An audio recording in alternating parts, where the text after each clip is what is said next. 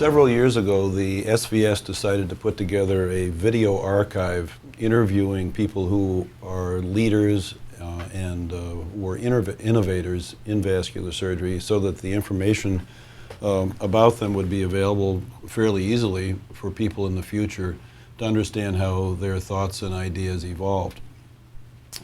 And today, June 5th in Boston at the SVS meeting, we have Piergiorgio Cao with us, who's a prominent surgeon in Italy and is a distinguished member of the SVS and usually comes to the SVS meetings and is here to talk. Welcome. Thank you for this introduction.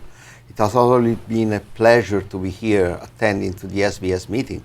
I think the first time I was at the attending to SVS was something like in 1982, 1983. At that time I was a young fellow at the University of Perugia, and I was just shifting my training completely 100% to vascular surgery. So it's a really a pleasure to be back here and talk with the people of the SVS. You were born and raised in Rome and had all your initial education there. Yes, I was educated at the University of La Sapienza in Rome, and then I got my first appointment at the University of Perugia, the Terni branch. Terni is a small town which is in Umbria. Umbria is the area northeast of Rome, which is called the green heart of Italy because it's very green. And then Perugia was opening a new program in vascular surgery there, and then at the beginning I was there. It was my first appointment. And then you spent quite a bit of time doing some training in vascular surgery in the United States after you did the basic general surgery training in Italy. Tell us about your experiences. You were at the Pennsylvania Hospital for a period of time, and then you were at the Texas Heart Institute. Correct. I was my first visit to an American university hospital was in Pennsylvania Hospital with Dominic De Laurentiis. Unfortunately, he passed away last year. He was very friendly with the Italian fellows, so I was very vigorous friendship with him. And I spent about a week. I was, I think I was a first year resident at that time. And for the first time, I have the chance to see him operating on the distal bypass. It takes a long time to do that, as you remember. And then after that, as any other foreign graduates, I passed the examination to gain the visa for have a kind of training in the United States. And then I visited first the Texas Heart Institute in 1978, where Denton Cooley was, at that time, was leading the cardiovascular department. And then after these 2 weeks, I got an interview, and they appointed me as a fellow. I spent there 18 months consecutively. So you were one of the formal trainees at the Texas Heart Institute, where you scrubbed in cases, did cases, worked in the operating room with Dr. Cooley. Yes. For 18 months. Yes, absolutely. At that time, probably you know that there were two different positions. There were resident and there were fellow. Fellow, most of the time, were foreigners. But at that time, there was a big chance to scrub, to have the possibility to conduct a case under supervision of the staff. So I gained a lot of experience. At that time, there were about 30 cases every day. It was amazing. And so I get the exposure in cardiac as well as in vascular surgery. It was really a cornerstone in my training, that experience. Who were the prominent surgeons besides Dr. Cooley that you worked with in those days? You recall me very good memories. One was Frank Sandiford. He was Italian born. Actually, he was born in Rome. He had the best story because he died quite early at the beginning of 1980. And then there were there was David Ott. Now he's still there, I think. George Rule. And then after 6-7 months, I get the honor to be in the room of cooling. So I have the chance to help him, to assist him doing cases. And at that time, they were the first thoracoabdominal according to the Crawford technique. And the many thoracic, no endovascular at that time, of course. And but was a really big experience for me. Was Dr. Cooley doing half vascular and half cardiac, or what were the proportions in your memory? At that time, the proportion in all Texas Heart Institute was about 4 or 5 cases every day of vascular, major, mainly either carotid or aorta cases, not many peripheral. And then the rest, that means 22, 23 cases of coronary or valve, or some also pediatric cases too. Room 1 at that time was for pediatric cases. Then before that, you'd been at the Pennsylvania hospital. Did you scrub in and work there as a formal trainee, or were you an observer? You mean with the De Laurentiis? With De Laurentiis, I just was observing at that time. I didn't pass the examination yet, so I was just as observer in the OR, participating to the teaching activities. I spent just 1 week. Was my first contact with this kind of institution. So after the exposure at the Texas Heart Institute, did you end up practicing cardiac surgery once you got back to Italy? No, actually, my first idea was to become a vascular surgeon. So I didn't continue to practice cardiac. So when I went back to Italy at University of Perugia at that time, I was doing only vascular and general at that time. But I can tell you, to have a large exposure in cardiac surgery helped me a lot in preparation, technical skills, especially with the aorta and thoracic aorta, abdominal aorta, and so on. So it was very beneficial. But I didn't do cardiac since then. Tell us about the board certification for vascular surgery in Italy. How do you formally prepare to take those boards and so forth? During the last 5-6 years, there have been received a regulation from the European Union. You have a 5-year residency program as a separate specialty in vascular surgery. This is separation that it's actually since 1990. And now new regulation required that the trainee has done some certain number of cases as first assistant or first operator. For example, 50 cases of aorta in 5 years, according to a graduality of exposure.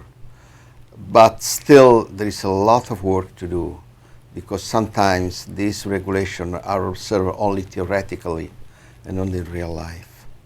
So we have to work a lot to improve the training program in Italy. In the beginning, of course, you weren't doing any endovascular surgery as we know it now, and then now the majority of the work that we do is endovascular. How did you formally retrain, or how did you learn the transition?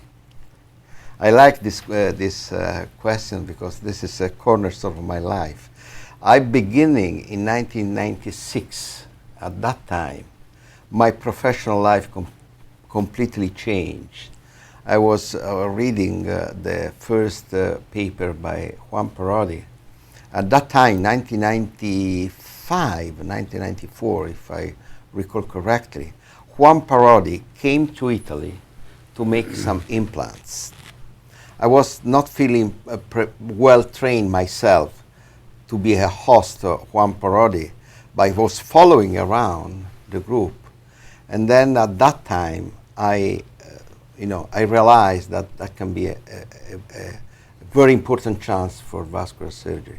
So the following year, I spent a week in Holland, supported by the endovascular technology company that was it was called EVT. EVT. EVT. And then they did some cases on a model, on a glass model. Mm-hmm. And then in the fall of 1995, I did 3 cases under proctoring of the company with EVT. The first case it took me about 5 hours, but was successful. Those first cases were quite complicated because the device was complicated. It's complicated. It was very easily twisted. Single piece. You remember probably.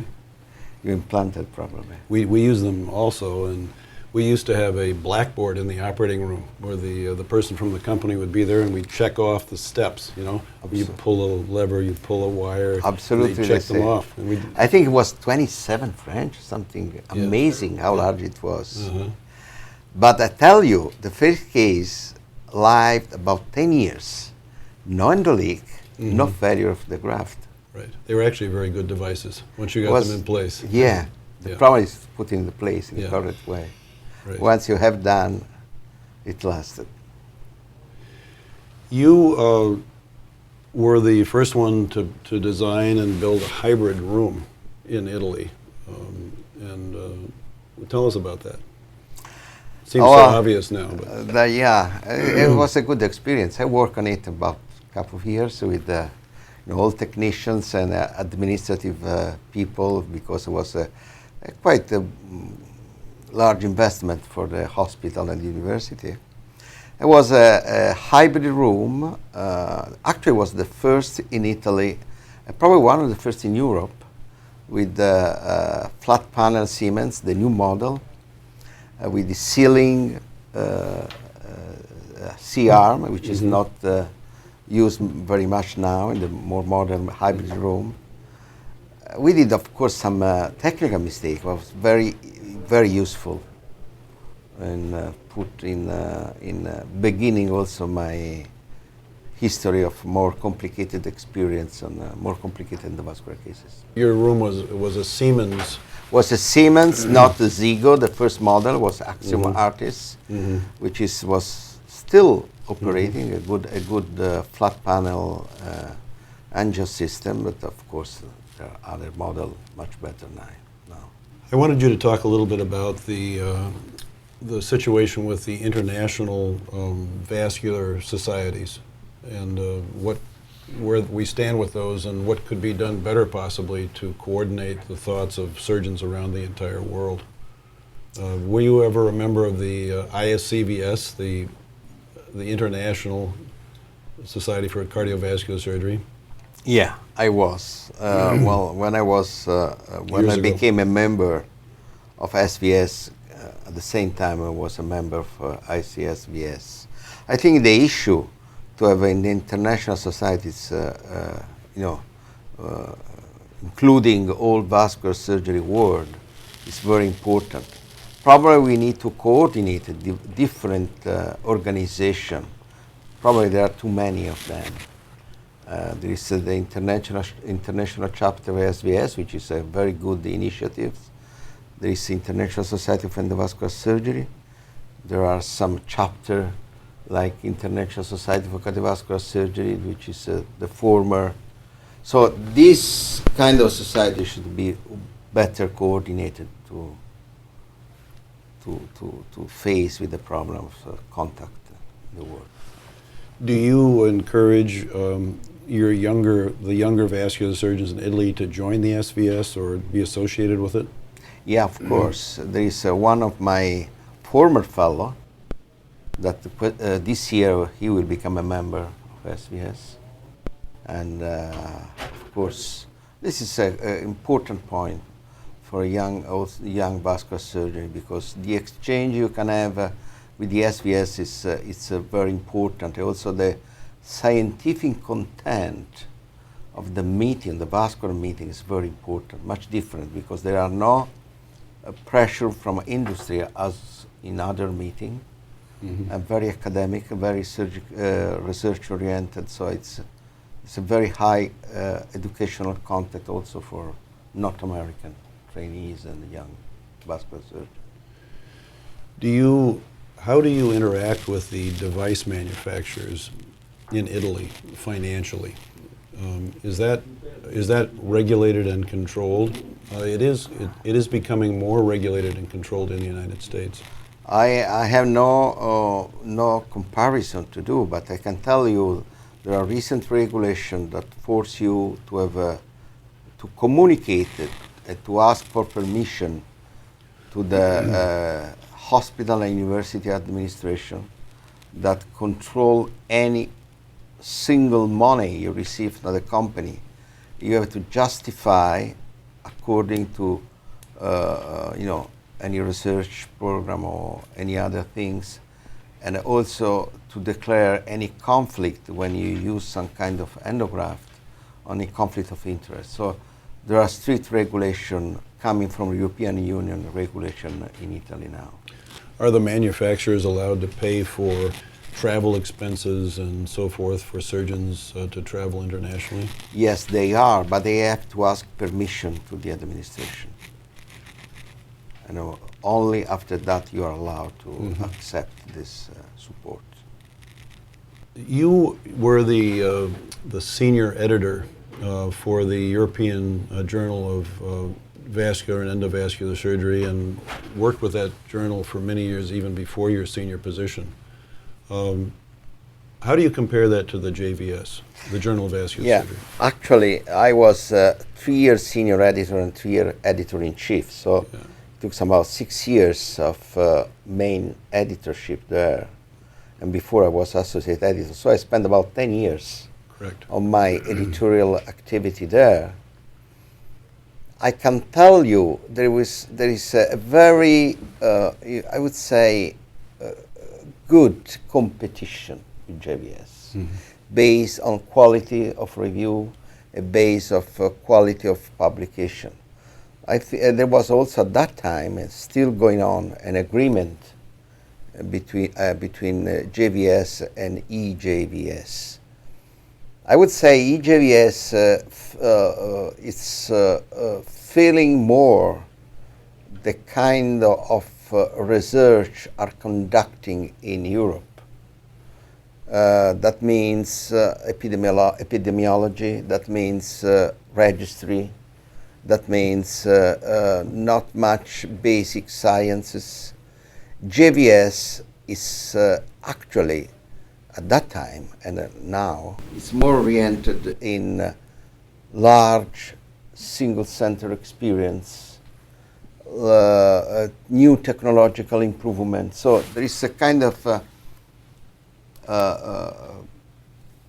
complementary attitude between the two journals, and they are still competing, I think. Many of the articles in the JVS are European. Yeah. Yeah. Because the impact factor is higher. Not so high as it was a few years ago, because they are more or less on the same level. And also for another reason, you need, as a European researcher, to be known in the United States. The United States is still a leading country in new technology and in medical sciences. I was surprised this morning because a few years ago there were no real information on branched endograft and fenestrated endograft. And then this year we have 5, 10 centers with huge amount of caseload. Right. And then just, overwhelm the European experience. And this happened also for EVA. So this country is very slow to start. Once it starts, it's go very fast. And this is a reason why any vascular surgeon wish to be known in this country and to have a contact bilaterally. Tell us how you interact with the interventional radiologists and the cardiologists who are doing endovascular procedures in Italy. You were making a question a few minutes ago about my start in endovascular surgery. After my first lab experience in Holland, I started the first case on the proctoring, of course, but with the radiologist. And we became friends, and we explained each other that we can cooperate very well to increase the caseload, and to have a kind of exchange of skills. Then years after years, we became independent, and maintaining our friendship the way we're splitting. So right now, I have a good relationship with the radiologist, but we perform the procedure by ourselves, which is different from the beginning. Do cardiologists do quite a bit of endovascular intervention in Italy? They do, not in the hospital I was working in. I was working in Perugia until a few years ago. Now I'm in Rome.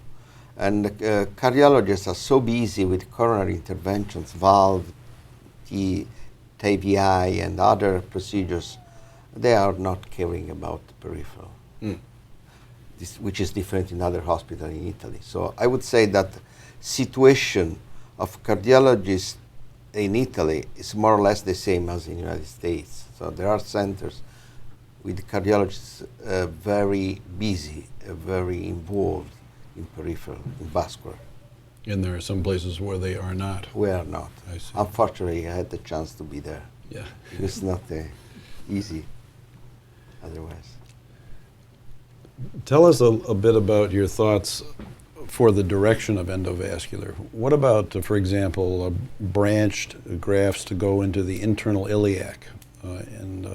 Is that going to be something that we do more of? Well, probably you're making this question because a little bit you are aware that I have a kind of, I would say, interest in this field. Yes, we have a quite large experience in branched in hypogastric arteries, and then we have about good experience in branched thoracoabdominal. My impression, I'm a fan of endovascular, so my impression is that probably in a few years, with necessary technological improvement, the endovascular technology will cover all aspects of aortic disease. That's open other problem, which is the training in open surgery. We can end up in vascular surgery and forget to use a scalpel, which is no good because we still will have some problem in open surgery, more difficult. What do you think the answer to that is? Obviously, there need to be people who can do major open operations. Absolutely, because open operations are becoming more and more difficult now. Because most of the time you have to correct complications coming from endovascular previously conducted procedures or cases not selected, not suitable for endovascular. I have no fixed answer. I tell you, probably we need few centers in our country dedicated to mainly to open surgery, and a few centers dedicated to high level of endovascular. And the average, on the other side, the average of other departments should cover both aspects. So we need to train people also in open. That's the conclusion. Mm-hmm. Do you use, for the endovascular, simulators can be useful? Do you ever use those? I'm not a believer in the utility of simulators, although there are important centers who are using a lot. I think probably simulators, according to my view, which is a personal view, are very useful at the beginning, at the very beginning, to know how to deal with the guide wire, the catheter. And after the beginning, you need only a good mentor. What about the other frontier for endovascular is the lower extremity? Do you do procedures on the lower extremity with endovascular balloon and stenting technique? Yeah. Personally, I'm not able to cover every field of endovascular surgery, of course. So during the last 5-7 years, I've been dedicated mainly on aortic disease, but I have in my group young fellow highly dedicated to peripheral, I think this is another field with very large development with new technologies, a drug-eluting balloon or other mechanical device with Drug-eluting stents. drug-eluting stent below the knee. There's a large debate Yes. if they are useful or not. Right. But drug-eluting balloon, they can be promising. We don't know yet. Right. We need large-scale control studies. Yeah, there's a lot of work to do in that area A still. lot of work to do, a lot of technological improvement needed. Yeah. Tell us a little bit about your family. Yeah, I have one daughter and one son. The son is becoming a cardiologist in the cath lab. Yeah, of course. So he just shifted towards the competitors, but he's happy. And I have a daughter. She's in the medical school at third year. Oh, nice. She has not decided yet what specialty to go to. Do you have any special interests or outside of medicine, hobbies, sports, that sort of thing? The first answer would be my hobby is vascular surgery, but I'm not able to say that because life is different. So I like to ski in the winter.